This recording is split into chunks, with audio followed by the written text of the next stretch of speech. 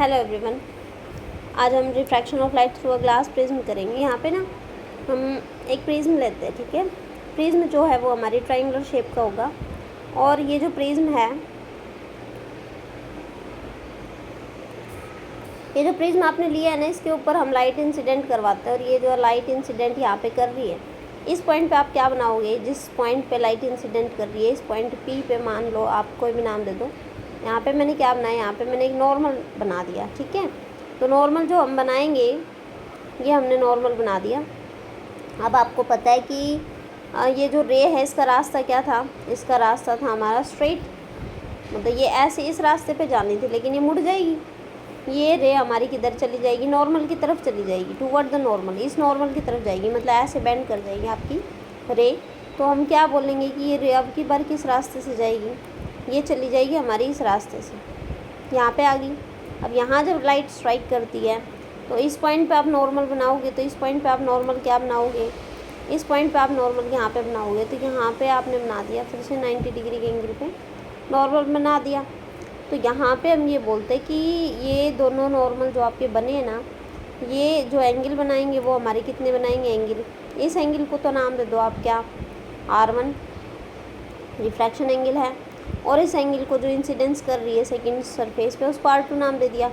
और ये जो आपकी दोनों की दोनों जो आपकी नॉर्मल है, इन दोनों को अगर मिला दें, हमने इन दोनों को मिला दिया यहाँ पे आप ये देखिए कि ये जो आपको ऊपर वाला एंगल है ना, इसको हम बोलते हैं एंगल ऑफ प्रिज्म, ठीक है। ABC नाम दे देते हैं। तो एंगल A जो है वो हमारा क्या है, एंगल A क्या है, this is the angle of prism, angle prism का है।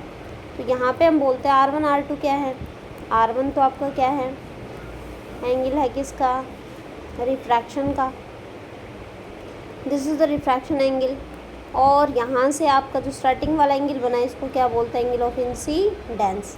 I1 क्या है, एंगल ऑफ इंसिडेंस है, this is the angle of incidence. तो यहाँ पे हम ये बोलते हैं कि ये एंगल हमारा क्या कर रहा है, इंसिडेंस कर रहा है। तो यहाँ पे I1 बन गया। तो यहाँ पे हम ये बोलते हैं कि ये जो रे है ना, ये रे हमारी किस रास्ते से निकल जाएगी, इस रास्ते से निकलेगी, अवे फ्रॉम नॉर्मल, नीचे की तरफ अवे फ्रॉम नॉर्मल से जाएगी।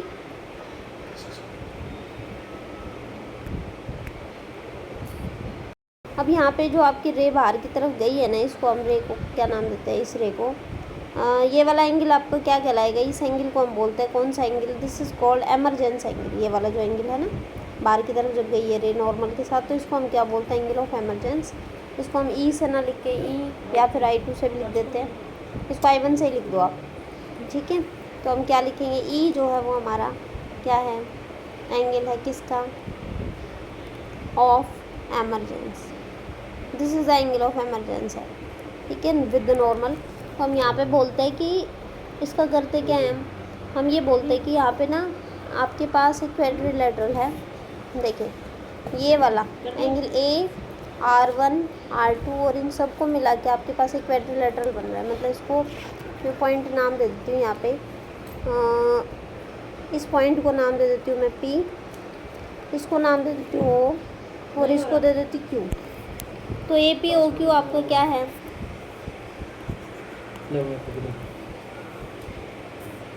APOQ जो है वो हमारा क्या है, दिस इज़ अ क्वाड्रिलेटरल, ठीक है। और क्वाड्रिलेटरल में हमारे दो एंगल जो है ना, वो तो हमारे 90-90 डिग्री के। जैसे मैं आपको ये बोलूँ कि एक तो ये वाला एंगल, एक तो आपका ये वाला एंगल, एंगल P कंप्लीट, और एंगल Q, दोनों वैल्यू की कितनी वैल्यू है इनकी दोनों की, 90 डिग्री है। तो यहाँ से एंगल P और angle Q, angle P and angle Q दोनों कितने हैं हमारे, 90 डिग्री के, 90 डिग्री एंगल। तो मैं कह सकती हूँ कि क्वाड्रिलेटरल में A और P का सम, एंगल A और एंगल O सॉरी, इन दोनों का सम कितना होगा, 180। तो यहाँ से A और O का दोनों का आमने सामने वाले एंगल का जोड़ कितना हो गया, 180। और एंगल O को आप क्या लिख सकते हो, एंगल O जो है ना, ट्रायंगल के हिसाब से देखिए R1 + R2 और प्लस में एंगल O, इन सब का एंगल का सम कितना होगा, 180। तो R1 और R2 की वैल्यू कितनी आएगी आपकी, मतलब एंगल ओ की वैल्यू कितनी आएगी, एंगल ओ की वैल्यू आएगी आपकी कितनी, एंगल ओ की वैल्यू कितनी आएगी 180 minus R1 plus R2, 180 minus में R1 प्लस R2। तो इसकी वैल्यू मैं यहाँ पर पुट कर देती हूँ, R1 R2 का और एंगल ए का रिलेशन निकाल लेते हैं। एंगल ए प्लस ओ की वैल्यू रख देंगे 180 माइनस में R1 प्लस R2 किसके इक्वल हुआ, इक्वल्स टू 180 डिग्री। यहाँ से ना हम इन दोनों एंगल को प्लस प्लस के एंगल इन दोनों कैंसिल कर देंगे, तो एंगल ए किसके इक्वल आ जाएगा, angle A is the sum of angle R1 plus angle R2। इन दोनों का जोड़ हमारा क्या बन जाता है, एंगल ए बन जाता है यहाँ पे। ठीक है, यहाँ पे ना हम ये बोलते हैं कि जो रे हमारी एमर्ज कर रही है ना, ये वाली क्यू, और इसको एम से नाम दे दो आप, क्यू एम रे जो है वो बाहर की तरफ इमर्ज करने वाली थी। ये जो रे है ये हमारी इंसिडेंट रे की किस पाथ से मुड़ रही है, देखो यहाँ पे ये वाला जो पार्ट है ना, मतलब कहने का मीनिंग ये है कि ये वाला पार्ट हमारी रे, एक्चुअल में हमारी जो रे है ना वो बैंड करती हुई कहाँ से आ रही है, मैं आपको ये बोल दूँ कि ये तो इसका रास्ता था एक्चुअल, और ये निकल गई इस रास्ते से। ठीक है, तो हम ये बोलते हैं कि ये किस एंगल पे बैंड करके आ रही है, ये वाला एंगल हमारा है जो जिसको हम क्या बोलते हैं, एंगल ऑफ डेविएशन। तो हम इसको ना बैक साइड बढ़ा देते हैं, बैक साइड बढ़ाएंगे ना तो यहाँ पे आपका जो एंगल आएगा ये वाला जो एंगल आपका आएगा ना, इसको हम बोलते हैं एंगल ऑफ डेविएशन। ये वाला, इसको हम डेल से रिप्रेजेंट करते हैं। तो हमारे पास ना इस पॉइंट को आप नाम दे दो एन। ठीक है, तो हमारे पास PNQ ट्रायंगल देख के हम अगर करें ना, तो आपका डेल जो है वो किस किस का सम हो गया, आपका डेल एंगल जो है वो एक तो हमारा एंगल जो डेल है वो किस किस का सम हो गया, एक तो हमारा डेल जो है एंगल वो डेल 1 का सम हुआ, ये वाला देखो डेल 1, और एक ये डेल 2, इन दोनों का जोड़ हुआ ये, क्योंकि आपके पास ये जो ट्रायंगल है ना, ये वाली देखिए, ये वाली जो ट्रायंगल है डेल इसके बाहर है, एंगल डेल इसके बाहर है, और ये डेल 1 और डेल 2 अंदर है। मतलब हमारे दो इंटरनल एंगल का जोड़ किसके बराबर होता है, एक्सटर्नल एंगल के बराबर होता है। तो हम यहाँ पे इसमें कह सकते हैं कि एंगल डेविएशन का जो एंगल है वो डेल 1 प्लस डेल 2 दोनों के बराबर होगा। बात क्या आती है कि डेल 1 हम निकालें कैसे, तो यहाँ पे हम नेक्स्ट उसमें करते हैं, नेक्स्ट पेज पे यहाँ पे ना जो हमने प्रिज्म बनाया है, तो यहाँ पे आपने इस पे लाइट रे इंसिडेंट की थी, ये वाली लाइट रे इंसिडेंट की थी। यहाँ पे हमने क्या बनाया था, इसके ऊपर एक नॉर्मल डाला था। ठीक है, अब इस रे का जो एग्जैक्ट रास्ता था वो तो क्या था, हमारा सीधा था। तो आप एक बात बताइए, ये एंगल ऑफ इंसिडेंस आई जो हम ले रहे थे, इंसिडेंस एंगल, वो इस पूरे एंगल के बराबर होगा ना। हमने ये कहा है कि इस एंगल के इक्वल होगा। अब यहाँ से बीचों बीच हमारी कौन सी रे जा रही थी, आपकी ये वाली रे जा रही थी, जिसको हम रिफ्रैक्टेड रे बोल रहे हैं। ठीक है, रिफ्रैक्शन एंगल आपका यहाँ से था। देखिए यहाँ पे मैं ये कह दूँ कि ये वाला पूरा का पूरा एंगल जिसको आप यहाँ से आपने रे ली, ठीक है, ये वाला एंगल क्या है, इसको हम बोलते हैं R1। तो यहाँ से ना आई और ये पूरा एंगल, देखिए यहाँ पे ये जो पूरा एंगल है ना, ये वाला कंप्लीट एंगल, ये वाला, तो आई जो है इनका सम होगा वर्टिकली अपोजिट एंगल के हिसाब से। तो यहाँ पे ये जो ऊपर वाला था ना, इसको आप क्या बोल रहे हो, डेल 1 बोल रहे हो। तो डेल 1 ना, आपको डेल 1 फाइंड करना, तो मैं यहाँ पे कह दूँ कि आई जो एंगल है वो R1 और डेल 1 दोनों का जोड़ है, दोनों का एडिशन होगा। तो यहाँ से हमारा, अगर आपको डेल 1 निकालना है तो डेल 1 को आप क्या लिखोगे, आई माइनस R1 लिख दिया। तो उसके बाद यहाँ पे लाइट रे स्ट्राइक कर रही है, तो यहाँ पे आपने क्या बनाया है, here you draw a normal. अब इस रे को किधर जाना था, इसको जाना तो स्ट्रेट था, लेकिन ये जाएगी किधर, अवे फ्रॉम नॉर्मल।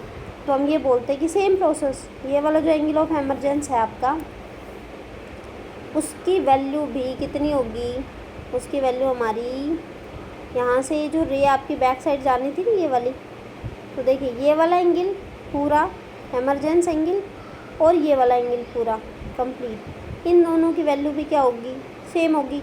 ऊपर वाला आप क्या ले रहे हो, ये ऊपर वाला, जो नीचे वाला तो आपने क्या लिया था, नीचे वाला ये एंगल लिया था आपने कितना, R2, और ऊपर वाला आप क्या ले रहे हो, डेल 2, और ये क्या है आपका डेल।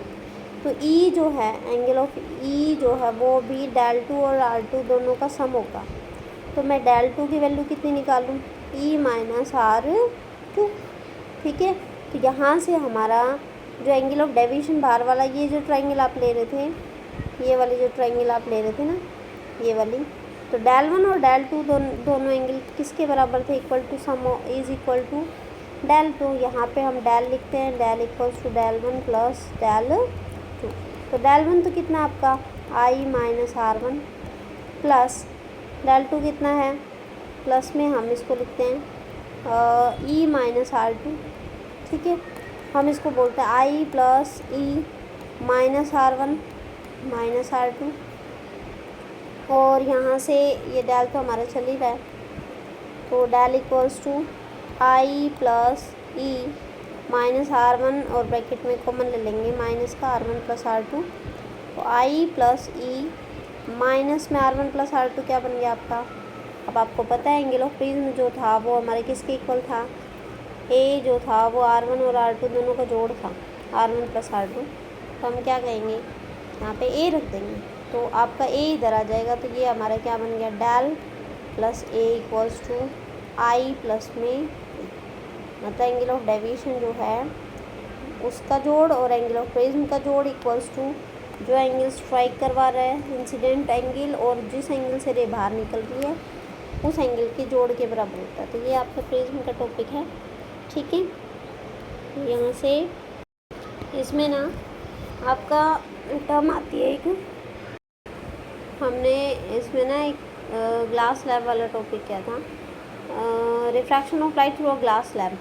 उसमें ना ग्लास स्लैब में हम ये बोलते हैं कि आर वन और आर टू जो होते हैं ना एंगल, वो दोनों बराबर होते हैं। जैसे मैं आपको ये बोलूँ कि जो रे ऑफ लाइट जिस एंगल पे आके स्ट्राइक कर दे, ये रे ऑफ लाइट स्ट्राइक कर रही है, यहाँ पे हमने क्या बनाया, नॉर्मल बनाया।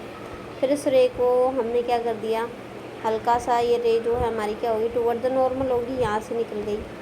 तो यहाँ से आप रे ऑफ लाइट को स्ट्राइक करते हो, तो यहाँ पे आपकी जो रे ऑफ लाइट है वो ये तो नॉर्मल है, दिस इज़ द नॉर्मल।